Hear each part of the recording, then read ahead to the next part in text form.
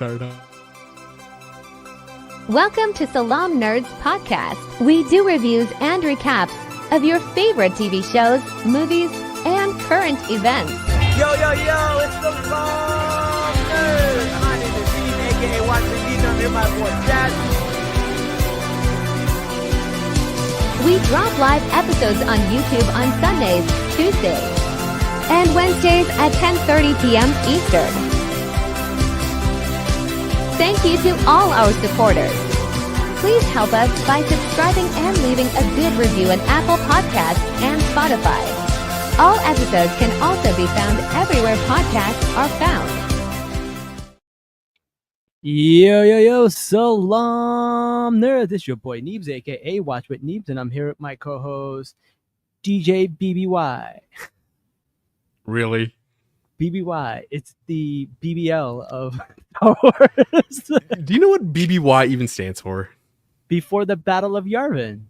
Yavin. Okay, Yavin. Okay. At least you knew it. Yeah, kind of know. I think BBY is the butt job in Star Wars. Is that not what it is? That not what it is? That is not what it is. But You you know go to- what, man? I've missed you. You go to Yavin to get your BBY. It's the surgery they do. All right, Neves. Thanks. Everyone who goes to Yavin comes out hotter. And explain that to me.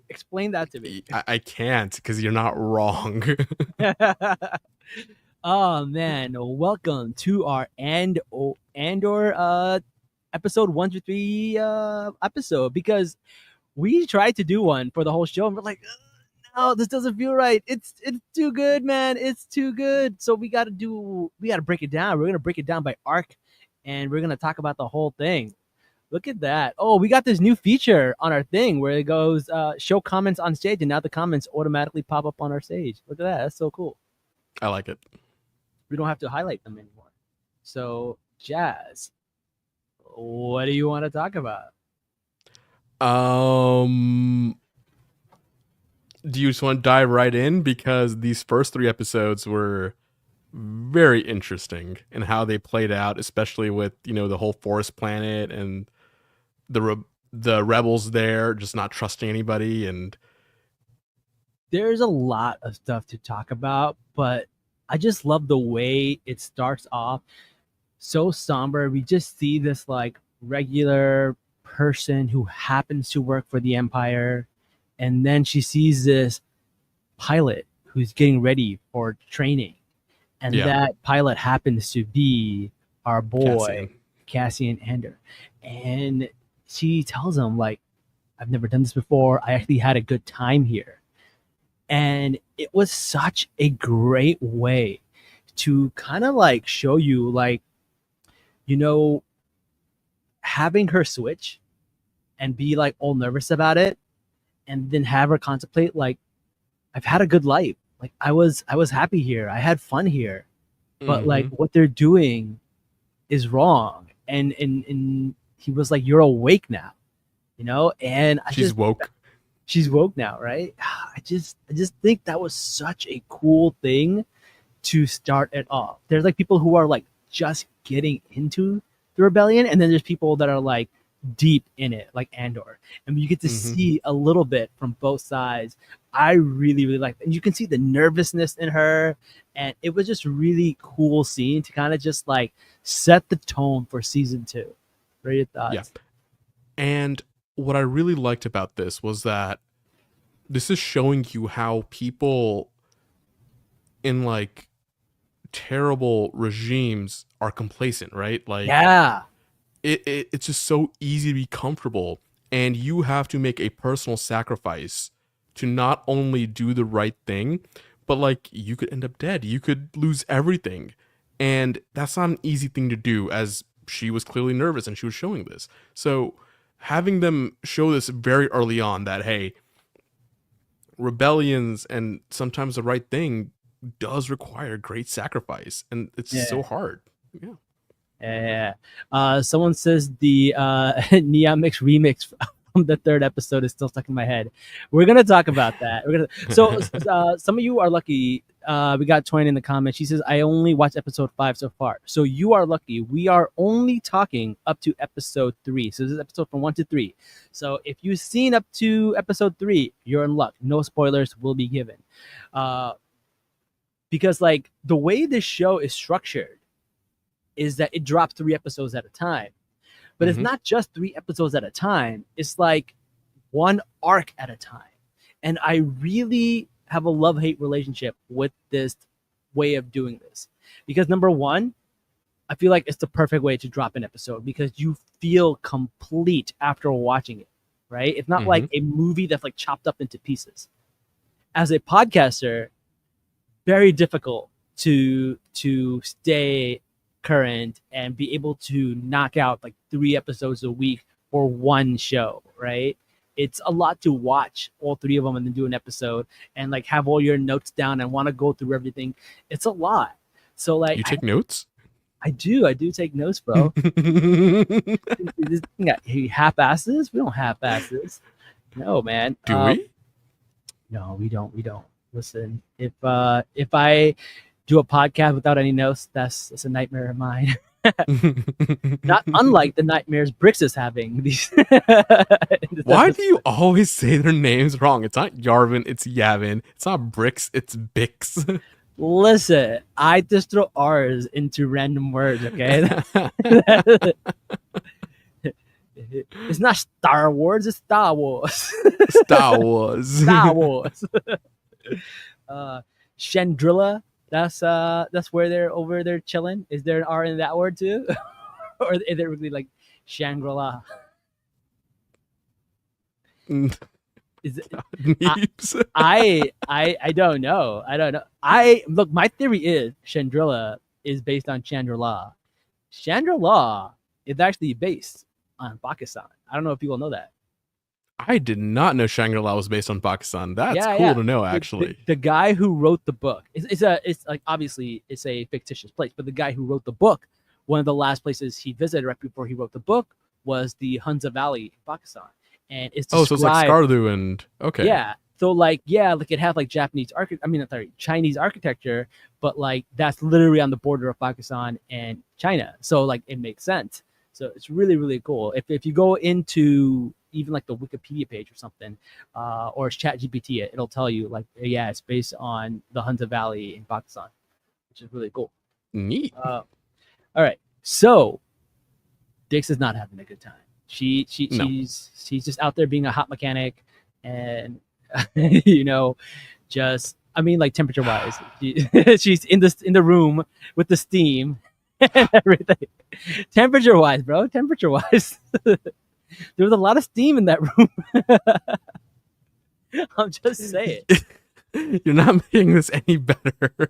I'm just saying. There's a lot of steam coming out of that room, and yes, we get it. She's hot. It's okay. We see this guy. Listen, first of all, this shouldn't be news to anybody. If you've seen season 1 of the show of the podcast, all we did was glaze over. We'll just simp over her.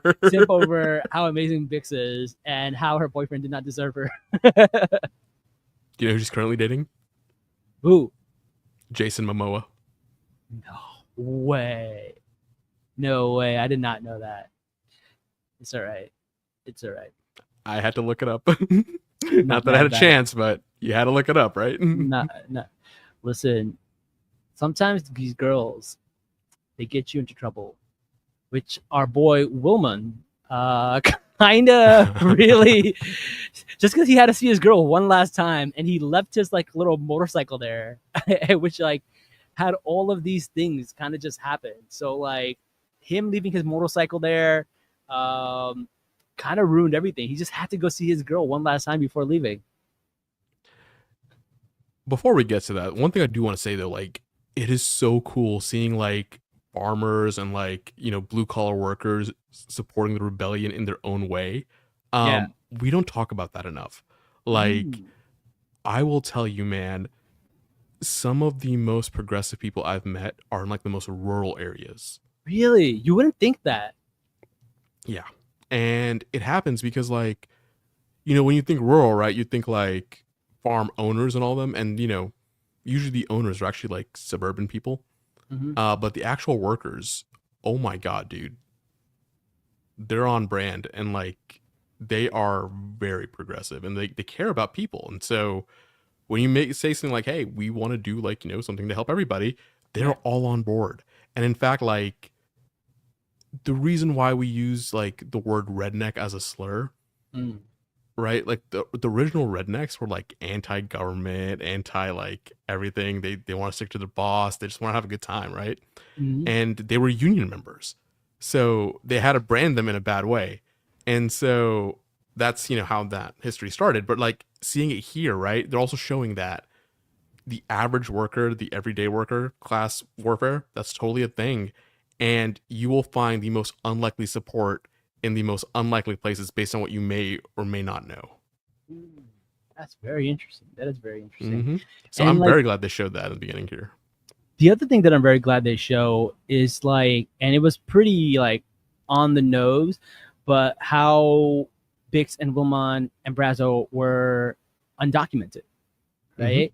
And the realization of that when the Empire comes and does their audit and stuff like that, it was very, I would say, anxiety inducing. And Yes. you can see the power dynamics in the situation with Bix and Krell, I believe, or whoever that guy was. Oh Asshole God. guy. Yes, that guy. Oh man, like that scene made me so mad. But that happens in real life. It happens all the time. 100%. 100%. That's so sad. That Surprise, we're woke. Who knew? and the thing is, a lot of people complained. I wouldn't say a lot of people. I would say like the people who want the views and whatever.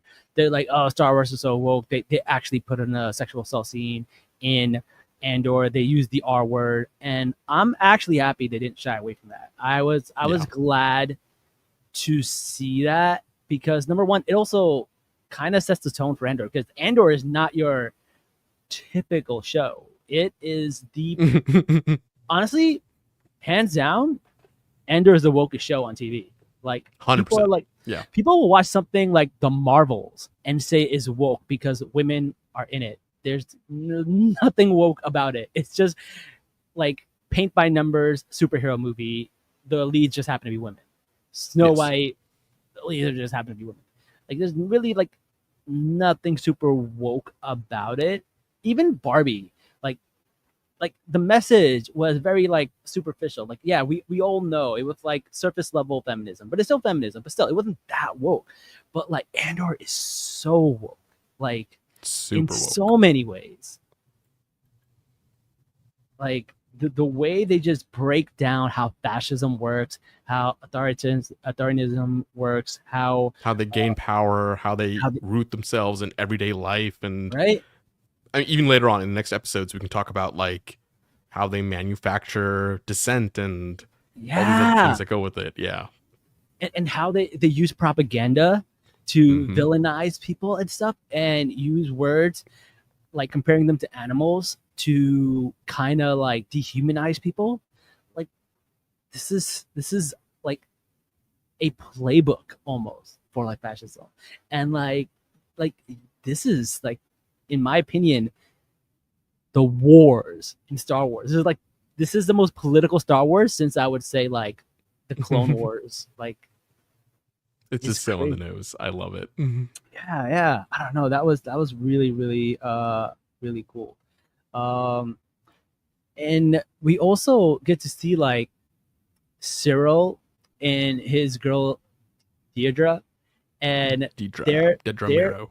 they're coupled up, and I thought their interactions was pretty funny. The way they interact with her mom and him flopping on the bed has to be the most hilarious scene since Arrested Development. You know that scene where like Michael Cera's character just like falls down on the floor with his backpack in Arrested Development? That's the new version of that. I thought that scene was so funny. I'll be fully honest. I never finished Arrested Development.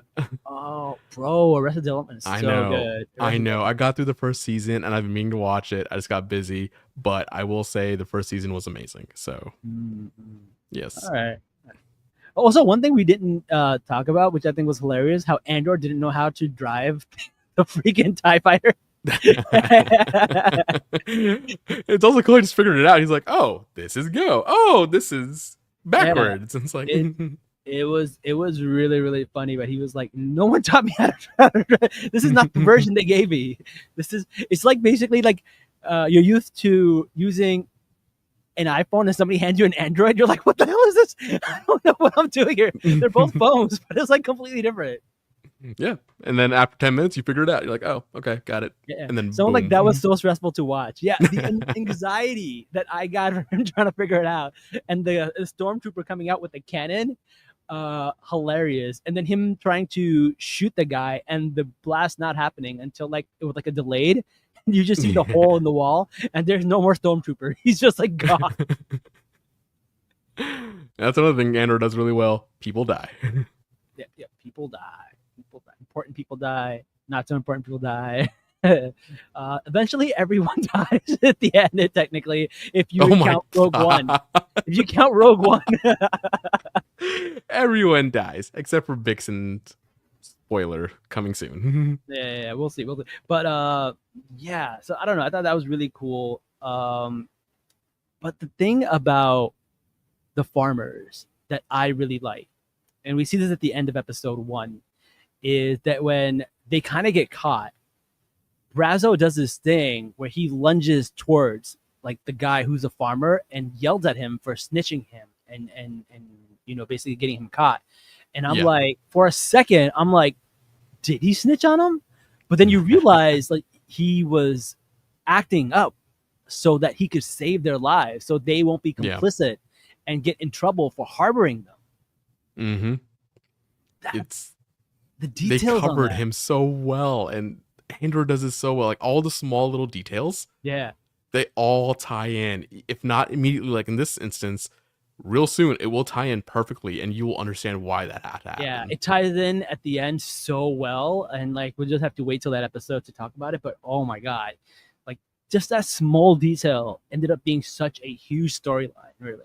Mhm. So it's really really cool. All right, and then we get to this scene where Krennic comes in. He explains why the Gorman are so important, right? the And gore. Apparently they're famous because there's some special spiders there that they have, and they create a certain type of silk, and they're like part of the fashion industry and stuff.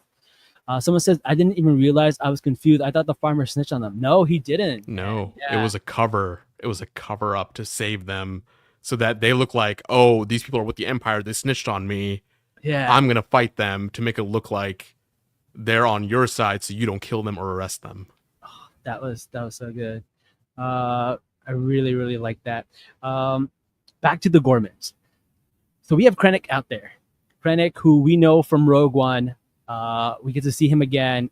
The guy, the actor. What is it, Mendelssohn? Is Yeah, that his Bob name? Mendelsohn. Yo, this Star Wars. This is how you use this actor, not Secret Wars, whatever the hell he was doing in that show. This is how you use him. Like, you have an amazing actor. Use him to his full potential. Oh man, there's this one scene I'm not gonna say, but he goes. We'll get to that. We'll get to that. We'll get to that. But it's just somebody. There's some subtle things that this guy he just does casually in his acting that I just think is so good. So He's good. not acting. If you've seen his live interviews, Yeah. he's just like a natural asshole. Yeah. And so this is just who he is. And I Yeah. truly do appreciate that about him. And I'm saying that in the nicest way. Like, Yeah. I love this guy. No, I agree. Shout out to all the people in the comment. We got like 6 people watching this right now live. I appreciate you guys. This will also be available on our platforms tomorrow morning.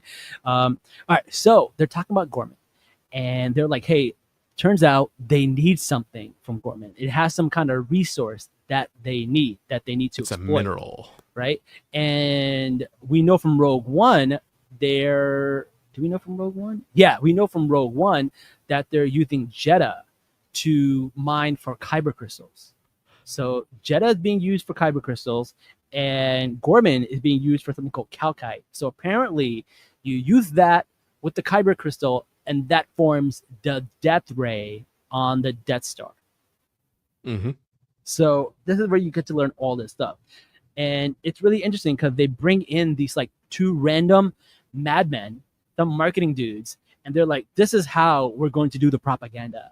We're going to say that they're like this, and then the Gorman people are like that, and then we're going to use spiders to basically, you know, call them spiders and stuff to kind of dehumanize them because they're known for the special spider in their, you know, freaking culture. So it's kind of like, I don't know, calling an Australian a kangaroo, like something like that, like to dehumanize That's a them. very good example, actually. Right? So it's just really interesting how they did that. And they're like, what we're going to do is we're going to start putting stories out there about like these random attacks and these drivers being like unruly and stuff like that to kind of like slowly build up this like narrative. And like that's how it's done. It's done slowly. It's not done overnight. It takes a long time to manufacture dissent, like you said, in these people's mind where they don't even realize they're being gaslit and manipulated. And that's what's happening on the Gorman front. And I think it's so interesting. And something that I think one of the most profound things I've ever heard on television. I don't know. I'm sure a lot of books talk about this, but Deirdre said, this is too slow. What you need are some reliable rebels that you can depend on to do the wrong thing. And I'm just like, bro, how many times have we seen this in the real world? Right? Like these countries, they wait for some rebel group or some group. First, what they do is they slowly oppress the people. They occupy, they put in curfew, they put in checkpoints. They do these things to slowly bring people to a boiling point, right? There's this line in season 1 where Luthen goes like, the Empire has grabbed your neck so slowly that you don't realize you're being choked. And I'm just like, damn, that's such a good line. And then when people realize that like, hey, this is an unfair thing, this is happening, then what they do is obviously someone is going to be fed up. Somebody, you know, like for example, look what happened to Bix. Somebody did that to somebody's wife. They're going to become radicalized. And they're going to do something stupid. And these occupying forces want that. They expect that because that forces their hands to do what they wanted to do the whole time, whether it's to break a treaty or to engage in an assault, because then they have like a backup to like why they can. They have a reason, right. Even plausible though like deniability or whatever. Plausible deniability, you know, you let an attack happen so that you can blame them and do what you want to do anyways, right? Or do a false flag attack. You attack yourself or a false flag. But like the thing is like false flags, you have the risk of it being tracked back to you. When you let the people naturally do it, it doesn't get tracked back to you, right? So this is we'll talk about that in the 3rd episode. And well, but this is such a fascinating way to look at guerrilla warfare, right? Like, this is how occupying forces use these things. And like America is not immune to this. Like there was a report before 9/11. This is not like conspiracy theory that Osama bin Laden would use planes to hit the World Trade Center and the Pentagon. That was a thing, but like they knew it, they ignored it, but it happened. I don't know. Like it's crazy. And there's like other like because like there's intelligence out there so saying hey, this could happen. Chances of it were very, very low, right? Probably couldn't happen, but they knew it was a possibility. And I feel like one of those things where you let that happen and then you're like, cool, now we're going to impose the Patriot Act and we're going to have the right to do whatever we want. And that's how the fascist laws come into play. And that's how people let people control them. And now we got to take our shoes off and on planes. Is that the whole reason for this? I don't know. I just think like there are real world like parallels here, right? They might not be the exact. Let's just look at Latin America, man. Like the number of countries we as a country, as the United States, have destabilized into what we call now banana republics. Like this is very common. We called them We've Banana done it Republics, many times. and then we opened up a store with the same name.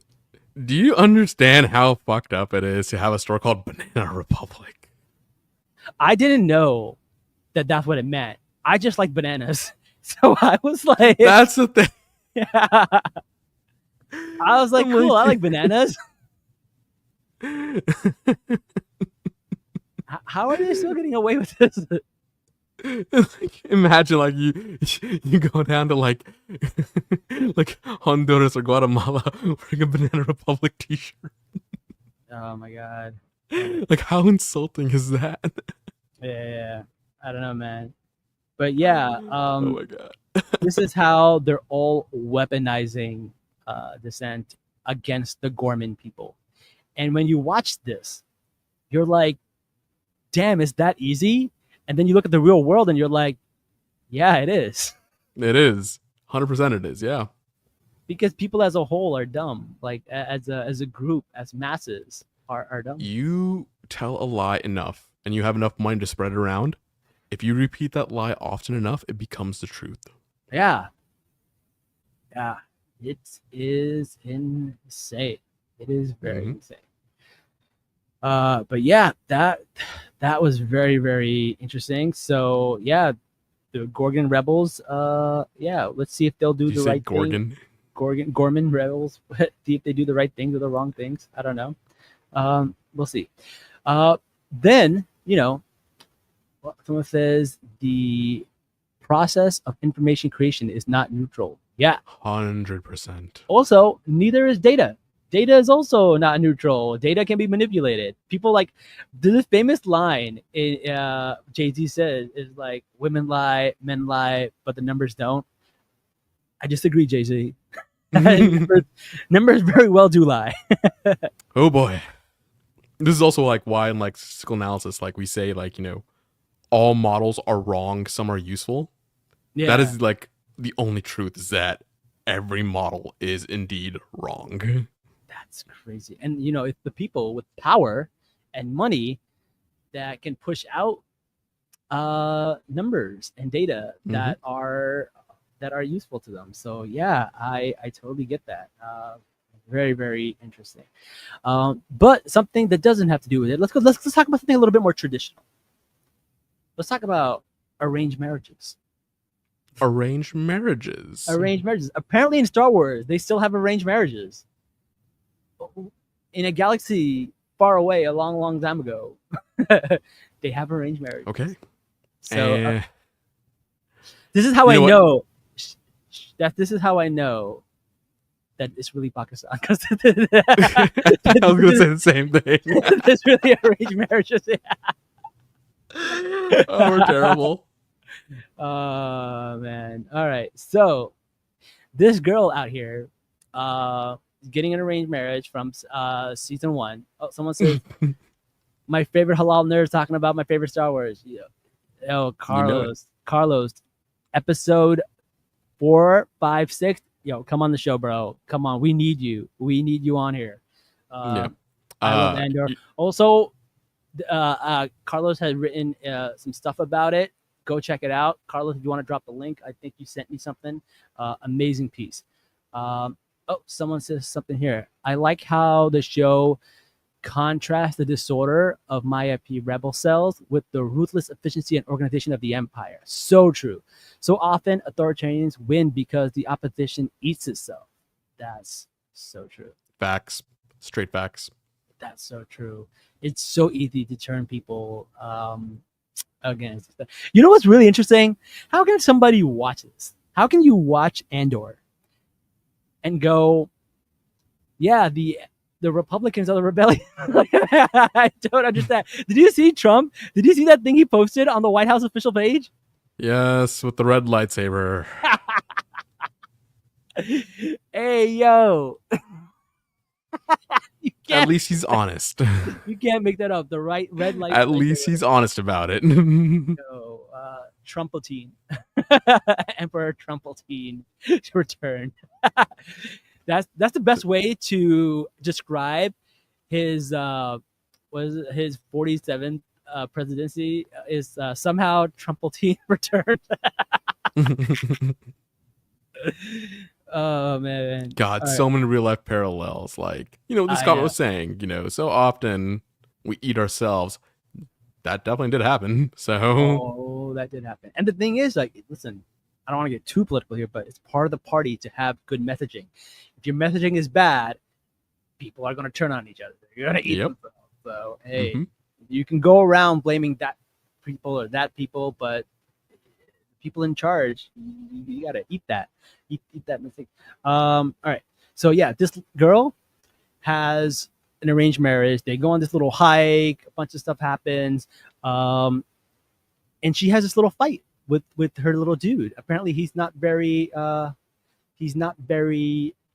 affectionate. He doesn't want to hold her hand. I have thoughts about this guy. Maybe he's not for this team. Is that why? Actually, you know what? We'll talk about that in the 4th episode we do, covering episodes 9 through 12 or whatever, or 10 through 12, because that is kind of important, and we should talk about that later. But I'll come back to that point. Just, I'll remember whenever we do that one. Yeah. So here's the thing about this guy. So yeah, her mom comes in and she talks to him, and she makes her feel better. Whatever. And she's talking to Leda, her daughter. Yes, she's talking to her daughter and stuff like that, and she makes her feel better and stuff like that. And then on her wedding day, where that dope remix was going on, someone mentioned earlier, she tells her daughter, like, "Hey, on my wedding day, my mom did this and that for you. Listen, if you don't want this, I'll give you a way out." Because this girl was just crying over this man, and this boy, this child. And she told her, "Hey, listen, we don't have to do this. I can give you an out. We can figure something else out." She turned to her mom and was like, "I'd rather you have been a drunk mother." Like, she's annoyingly traditional. It's so weird. Like, it is not a trope I've seen before, where like the daughter is the traditional one and the parent is like, whoa. Hang on. Have you not noticed this with Gen Z? Oh, I have heard that, like, Gen Z is actually like becoming super conservative in some ways. They're more traditional than we are. Yeah, I heard that, because like I remember watching it, the discourse on Twitter where Gen Z was like, "We don't want sex scenes in our movies and TV shows," and I was like, for me, I was like, that's dope. I keep it halal, but I'm also like, that's interesting, because like we came from a generation that was like trying to see anything and everything. Very conservative, right? Yeah. So it is very interesting. So Mon Mothma gets upset about this, and she decides to get white girl wasted. And that's when that dope DJ comes out, that dope disco ball DJ, dropping the Star Wars version of Pitbull. Someone says, "Many Bothans died to bring us that beat." That's what I was laughing at like a few seconds ago. It's such a great comment. Yo, oh my god. Someone called that beat Darth Vader because it just murdered it. We also gotta bring Connor Williams on. Connor, I don't know who you are, man, but at some point, like, just DM us. We gotta get you on here, man. Yeah. Toya wrote something in here, but it's a spoiler, so we're not gonna post it on the thing. But yes, it is very interesting, and they go hard. She goes hard on the dance. Have you seen the 1 hour mix of it? Of them just dancing for an hour. 1 hour? There's a 1 hour mix of it on YouTube. No, I did not see that. That was really insane. Also, a lot of party guests at that wedding. Weddings are where politics actually happens, like on the golf course. This is just like Pakistan. Right? That's so Pakistan. That is so Pakistan. Like, you literally invite people to your child's wedding to make deals and to make like alliances and stuff. Like, this is so Pakistan. Totally Pakistan. I see it. Oh man, for better or worse. For better or worse, right? And then they reveal their art that they just bought. Like, that's so Pakistan. We bought this from Rawalpindi. Like, some random shit like that. Oh man. Yeah, it was really, really interesting. And then over here, like, this is where all the spy stuff is happening. This is where Mon Mothma is finding out that the guy who's been like, her ex, who's been kind of helping fund the empire or helping launder the money and stuff like that, wants out. He doesn't want to do it anymore. And Luthen finds out. Luthen's like, oh, interesting. Look who your driver is. You may not be around much longer. The way he handled Tay, I was like, oh my god, Luthen, you are so ruthless with this. Yeah, someone says we need a 1 hour mix of Mon Mothma and Baron Zemo waiting on that beat to drop. Oh my god, that's so funny. I miss Zemo. How's he doing? Oh, he's dead, Man. isn't he? Yeah, you would think Zemo would be in Thunderbolts, but he wasn't. Okay. Someone said, is that the second wedding that Stellan Skarsgård crashed? The first one being Sophie's wedding in Mamma Mia. That is so good. Bro, listen. He was invited. What are we doing here, Naves? We should let the comment section just talk the entire time. Oh my god. Yeah. Oh my god, that's so funny. All right. So while this wedding is happening, Andor ends up on this island where there's this jungle where two people happen to be fighting. They don't know what the hell they're doing. Apparently the person in charge ran away, and then the brother took in charge, and nobody believes in them, and then chaos ensued, and then they get into this huge fight, and then they decide to like do this one last battle. And I'm like, okay, what is this going to be? A duel? It was Star Wars rock, paper, scissors. They're like, rock, paper, scissors, Spock. Like, what the hell? Hey. Many of life decisions have been either from a coin flip, or from rock, paper, scissors, or a die roll, and it has changed the course of the world drastically. It's like what's that episode of Community with the darkest timeline where they roll the dice? Oh, the multi-dimensional dice, yeah. So that I think got rated in the 100 most like important episodes of like old time or something like that. That was actually like made a list. Interesting. Okay. Yeah. Because like that's what blew up the multiverse thing. That was one of the first time that like multiverse got like popping. And now everything like years later is like multiverses. But Community was like really one of the ones that made it super popular. That makes sense actually. It's a very influential episode. Okay. Yeah. Okay. So what was I talking about? Rock, paper, scissors. Rock, paper, scissors, Forest lizard, Planet. Spock. Yeah. Yes. And then sometimes in the confusion, Cassian gets back in the TIE fighter and runs away. And then as he's going, you find out that the place he was at was actually like Yavin. Yeah. It was just like they don't say it at all. You just go away and you just see the same two temples from the movie, and you're like, oh, that's what that is. Yavin. Yeah. Someone said Dan Harmon and Rick and Morty. Yeah, Dan Harmon made Rick and Morty, which also like killed the multiverse stuff like crazy. Someone said Mothma Mia, like Mamma Mia and Mon Mothma. Carlos. Oh, you. Oh, I can't wait to have him back on. I've missed Carlos so much. Oh, Carlos. Mothma Mia. Here I go again. My, how can I forget you? Oh, man. So Andor is now like literally upside down in this machine because he doesn't know how to work it. But the second he finds out that like Brix needs him, he's like super focused. He gets in the thing. Somehow it's super intuitive now, and he's just like room, and he goes there. And he ends up saving the day, mowing down all those Star Troopers, saving Bix, getting Willman. But sadly, Brazo does not make it. R.I.P. Brazo, we miss you. Rip. The Empire will never know what you did, but we will. The Rebellion will never know what he did, but we know. That's the thing I love about this show. There are so many small actors.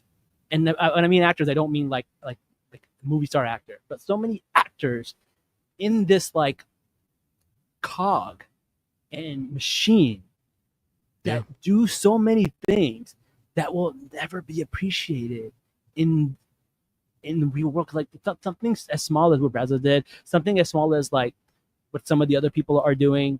Yeah, like we'll talk about like the guy from the hotel, right? Yeah.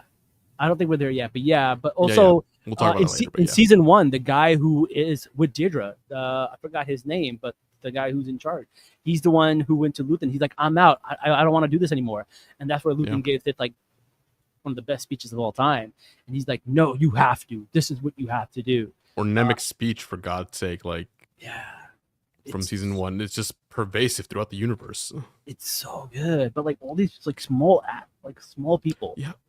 It's just Young, so good. even young. We'll talk about that in later episodes. But yes, Lana Young Yeah. too. So many. Someone said Cassian stealing the TIE fighter reminded me of playing Starfighter Assault on Battlefront 2 and being actively terrible at controls. There's this one Star Wars game, and it's like all like you get to go into this ship and you basically go into TIE fighter. I threw up playing it. I got so dizzy. I threw up. Someone said if I found it, Adria Arjona needed me. I'd learn to drive stick too. Adria Arjona, yeah. Adria Arjona, okay. If she needed me, I'd learn to drive stick too. Honestly, yeah, if Vix needed me, I'd learn how to drive stick shift too. And I know how to drive stick shift. I've probably forgotten though. But you know what? I'll learn pretty quick. That's so funny. There's a third pedal. Just push it in. Shift. Let go of the pedal and gas. Yeah. All right. So let's see what else is happening at this point. They're doing the rock paper scissors thing. They get away, and then Deirdre and Cyril's mom, like the way she stood up to him, I was like, "Oh, we really are in Pakistan." The mama's boy. This episode is so Pakistani coded, bro. I'm dead. That was so funny. And she's just like, listen, if you ever want to see your son again, you have to do these things. And I'll make sure he visits you. I'll make sure he calls you. But you gotta. And she's like, all right. Yeah, the line she said, the time you spend with us is inversely proportional to how like annoying you are. I was like, holy crap. So good. So straight and to the point. I love it.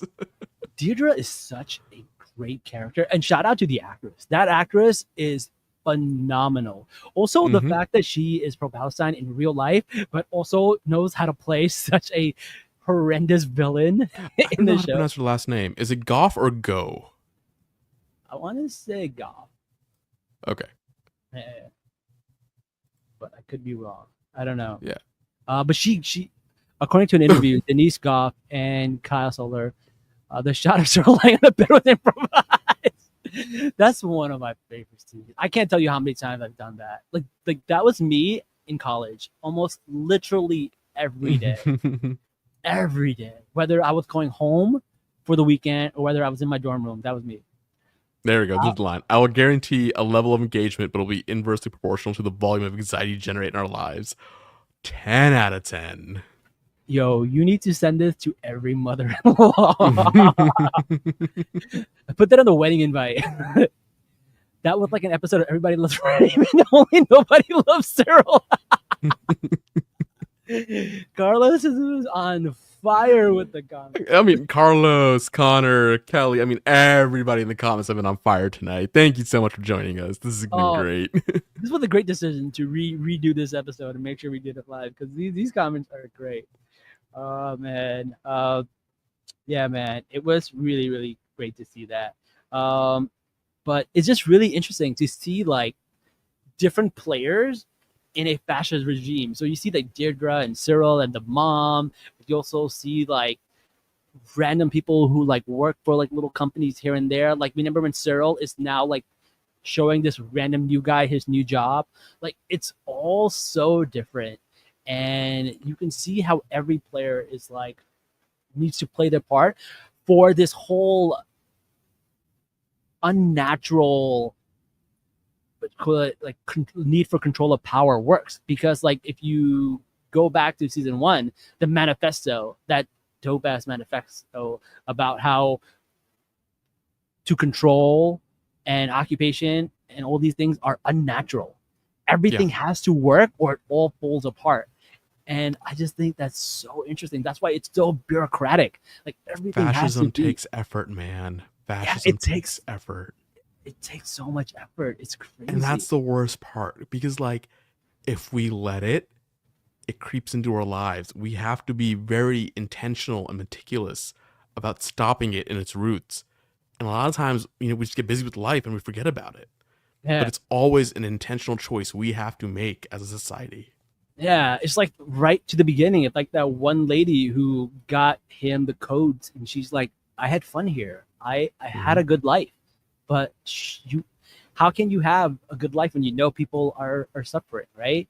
Like you can't be having it's like having a rave next to a concentration camp. Like, what are you doing, right? It's one of those things where people with morals and that aren't being gaslit and manipulated and don't have so much to lose, they can't see that. And when I mean lose, it's like the people who have enjoyed privileges.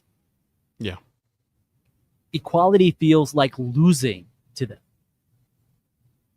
right? So they try to clutch onto it as hard as they can.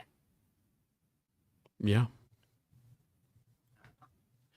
Someone said, what's so tragic is that Cyril doesn't love the Empire. He just wants someone to recognize him. But for that grace of the Force, he could have been a rebel. Yeah. He could have very easily... I mean, Dedra Miro, for all she is, she could have been a rebel if life just turned out slightly differently for her. Well, that's the thing I love about her. She had this like tragic backstory. Her parents were murdered, and she grew up in a kinderblock, which sounds hella German for some reason, but like which makes it sound scarier. It makes it sound like a prison / What a bias there! Oh my god, we're just biased against German words.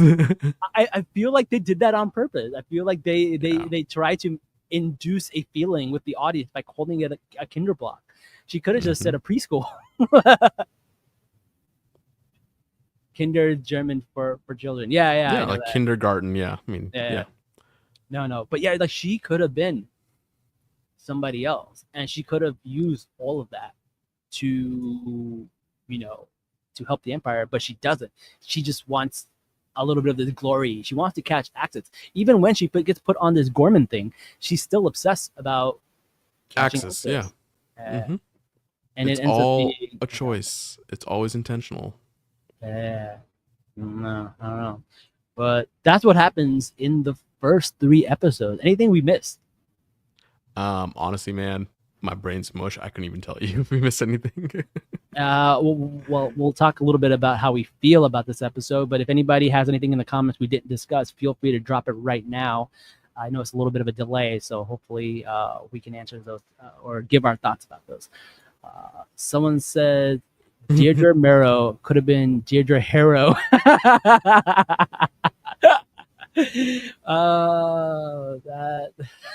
Back of the line for you. Oh, this is a great question. Dedra grew up under the impression her parents were criminals. At least that's what she was told. But by what standard were they criminals? That's a fantastic question. Could have been rebels. Because, like, they could be rebels. Or they could have just been like, oh, I jaywalked across the street and got a parking ticket. Criminal. Yeah. Like, we don't know. Yeah. Or they could have just been people who are journalists and stuff, and they're speaking up for a unprivileged, group or marginalized group, and they get turned into political prisoners and stuff. You never know. Yeah. Mm-hmm. That's crazy. Speaking of marginalized groups, that would be such a tragedy if like the parents were like had like rebel code and then Dedra became the worst of it. Oh, that'd be such a tragedy. Yeah, I don't think we'll ever find that out, because I think, no spoilers, but I think Deirdre's story comes to a complete end. Yeah, it does. But it's so beautiful the way they ended it. So we're not going to share it with you yet, but I couldn't think of a better ending. And like, you feel bad for her, but you're also kind of like, girl, you're kind of a bitch. We'll talk about that when we get there. I have a lot of thoughts on that one, actually. All right. Someone says her parents were protesting on campus. Yeah. You're a criminal by definition at that point. Oh man, there's Columbia University in space. Someone says, I hope to God none of these lingering questions get answered in expanded material. We don't need it. It takes away from the mystique of everything. Yeah, I agree. Not everything needs an answer. Something can just end. Mm-hmm. And it doesn't have to be like answered. It can be tragic. It can be tragic because it's not answered. Yeah. And that's perfectly fine. And I love that. This is what one more thing I love about Andor is that they're like, we're only doing 2 seasons. That's it. We're not going to do anything beyond that. It's done. And it's just so final. That's what makes it beautiful. Honestly, if I never see any of these characters ever again, I'm still satisfied. Satisfied with everyone's ending. Mm-hmm. There's nobody who I'm like, oh, I really wanted to know what happened here. Someone says, I think Deirdre's story is an interesting example of how marginalized people can uphold oppressive system. Oh, yeah. Mm-hmm. They just want to see at the table. They don't want to break the table. Yeah. That's exactly what you did. Yeah. Mm-hmm. Yeah. Ooh, Kelly coming up with some hot takes. Not even that hot. I feel like that was right on. That was right on. Oh, man, that's it. Hot in that we like them. Yeah. That's it. Someone says, nah, I need 14 seasons of Clay. Okay. I respect it. We're going to get to Clay. Oh, my God. I respect it. We're going to get to Clay. Ooh, man. That's a character in season 1 I did not care for. I'm like, whatever. And like, after this season, I'm like, oh. Carlos is right. We need another 14 seasons. Yep. 14 seasons in a movie. Yeah, no, man. To real talk though, I really am happy. I wouldn't mind seeing them again, but I'm just happy to wait, man. It's just so finite, and it just feels so right. Like because you know what's gonna happen in the movie, so it just feels better. And it's just one of those things. And the thing is, like, I understand the movie so much better after watching this. Like, they talk about the rings of Kareen and like all that stuff. Like, you get to see it, like it gets mentioned in like season 1, and you're like, oh yeah, that does make sense. Yeah, Jeddah, Aldani, everything, like all of it just flows so well. It really does. It really does, man. But I think one of the really, so if you have not seen episode 4, 5, and 6, make sure you do. But watch out for some of these small characters. It's just a great example of like how marginalized communities are affected in these like regimes, and also, you know, just the people who are for the Empire and how they're just cogs in the machine. Because Krennic is all about what's going to happen in Gorman. He's in charge. He's the big bad in this. And we see how Vader treats him in Rogue One. Right? Like how Vader treats him. I guess it's not a spoiler, but yes, it's not a spoiler because like I'm assuming everyone's seen Rogue One, but like the way Vader treats him, even the way CGI Tarkin treats him, like it doesn't matter what you do for the Empire, they still treat you like you're disposable, like you're part of the machine. The Empire will eat you up and spit you out, and that's it. They don't care about anybody. They just care about results at the end, 100%. And that's the moral of Rogue One, and oh god. And like someone said, I think we said this in our Andor Feels episode, which was one of our worst episodes because we had a lot of technical issues, but we said that you could literally watch Andor season 1, Andor season 2, Rogue One, and A New Hope, even stop there, and it's just like an incredible arc. It's Andor, Rogue One, and A New Hope could be a trilogy in itself. That could be a trilogy within a trilogy. I mean, it'd be a bit longer than that, but yes, I agree. I mean, just for the sake of like, you put Andor at like, if you count it as like one thing, even though it's even though it's technically like 12 hours of stuff, but still. Yeah, I mean, and then, 24, but who's counting? Whatever. And then you got like, you can probably do Empire and Return, and then it'd be like another set of like. I think if I introduce somebody to Star Wars, I think that's how I'm gonna do it. I'm gonna make them watch Andor, Rogue One, A New Hope, Empire, Return of the Jedi. Then I'm going to make them watch the prequels, and then I'm going to make them skip the sequels altogether. I don't know if I would start them with Andor, though, man. I feel like it's too good. You need to experience the It depends. mid. It depends on the person, because Okay. there's people I know who would love, like someone who loved like Crime and Punishment, like would love the Andorness of it all than they would the lightsabers and all that other fun stuff, right? So it depends on the person. Okay, fair. Yeah. All right. There's some more comments here. Apparently, Ben Mendelsohn only note in terms of characterization was, quote, "Let's turn up the volume a bit." And what a loud diva he was. Our favorite diva. Oh my he god. he was so funny. So good. So good. Andor season 1, Andor season 2, and Rogue One is my favorite Star Wars trilogy. Yeah, I Yeah. agree. I would agree. Yeah, I mean, like, I don't think I would introduce kids to this trilogy, but it's like I feel like somebody who's like a lot more serious and thinks Star Wars is like childish and for kids. This is what I would. Yeah. Okay, that's fair. Yeah. For that specific person, this is how it would start them out. Yeah. All right. Well, listen, we're almost at the full hour. This was great. It's one of our best episodes. I really, really like talking about this with all you guys in the comments.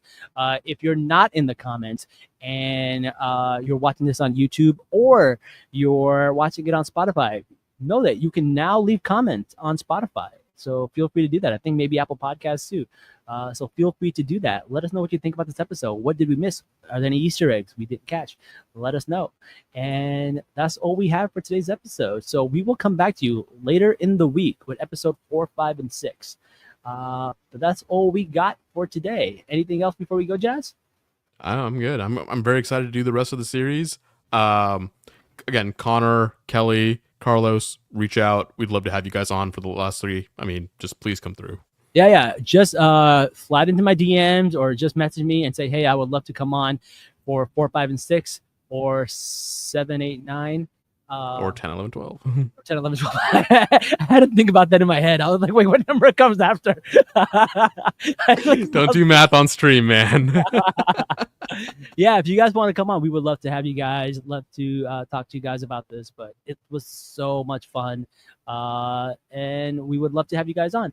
Anybody listening, don't forget to like, share, comment, subscribe, tell your friends. And until next time, guys, Salaam, nerds. Peace. I forgot to press the button.